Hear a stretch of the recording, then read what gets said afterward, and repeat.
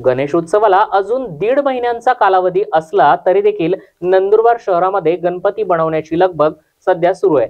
गणपतीच्या कारखान्यांमध्ये गणेश मूर्तींची निर्मिती करण्याची सुरुवात झाली असून गणेश मूर्तींच्या कारखान्यामध्ये मोठ्या प्रमाणात गणेश मूर्ती साकारण्याचं काम सध्या सुरू आहे, तर काही मूर्त्यांना साकारण्याचं काम हे अंतिम टप्प्यात आलेलं दिसून येत आहे। अजून गणेशोत्सवाला 1.5 महिन्याचा कालावधी असला तरी देखील आतापर्यंत 30% गणपतीची बुकिंग झाली असल्याचं गणपती कारखान्याच्या मालकांनी सांगितलं आहे। हे आमचं वर्षाचं सीझन असतं आणि सीझन प्रमाणे जो जसं कारागीर असेल त्याप्रमाणे त्याचे वेतन असतं आणि त्याप्रमाणे त्याचं काम असतं। मला तर या लाईनीमध्ये जवळजवळ 35 वर्ष होऊन गेली। मी 9वी 10वीत असतानाच मला या कामाची ओढ होती, म्हणून मी या कामाकडे वळलो। कारखान्यामध्ये असं तर पूर्ण ऑलराऊंडर आहे, पण आता कसं आहे, काम कमी दिवस असल्यामुळे आम्हाला पुढे न्यायचं आहे आणि वेळेवर ग्राहकांना द्यायचं आहे।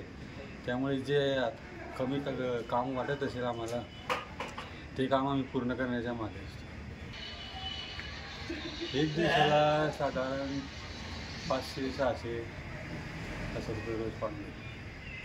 काम तर तसं आमचं मार्च एप्रिलपासून चालू होतं खरं।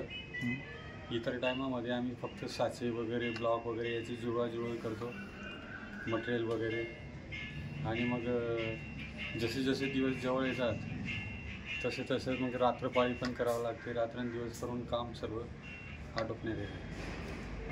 माझ्यासारखे कारागीर आमच्या कारखान्यामध्ये 5 ते 6 लोक आहेत।